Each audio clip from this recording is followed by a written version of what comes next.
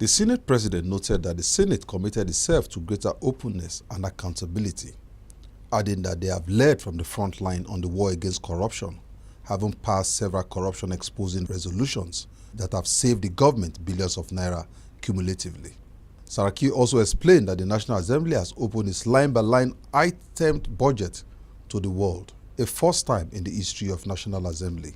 The President, who thanked his colleagues for zeal and doggedness, assured that the Senate will continue to sustain its current feat in ensuring that Nigeria is taken out of recession.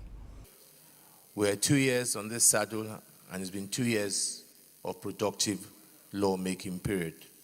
Today, the 8th Senate has passed 96 bills in just 2 years, eclipsing the highest ever in the history of the National Assembly, a record held by the 5th National Senate after passing 65 bills within the same period of time.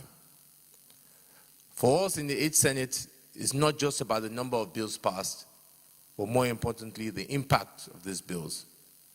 This is why we have paid more attention to laws that will give our people opportunity to prosper and create jobs. I sincerely congratulate every one of you for putting in the shift to ensure we pass these bills. All other lawmakers who spoke during the validatory session hailed the outstanding leadership of the Senate President for bringing about a bipartisan Senate devoid of ethnic, religious, and sectional sentiments. A day like this, we must say thank you to all of you.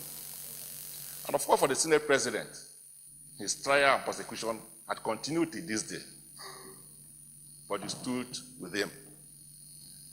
And at some point, he decided that we will never be distracted, and insisted that even while his trial was going on, that he should ensure that the Senate will sit and continue our assignments while he faces ordeal. So I want to thank you, Mr. Senate President, for being a patriotic Nigerian. I agree with the two leaders that in spite of the teething problems we started with, your leadership argument has welded us together.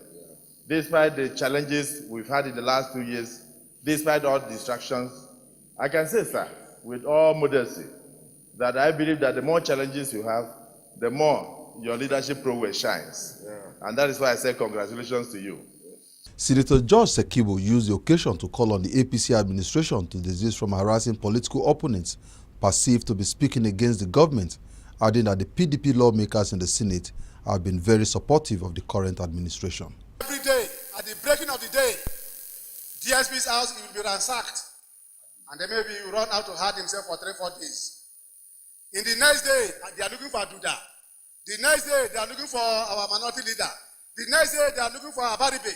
The next day, they are looking for this one. We are supporting the government.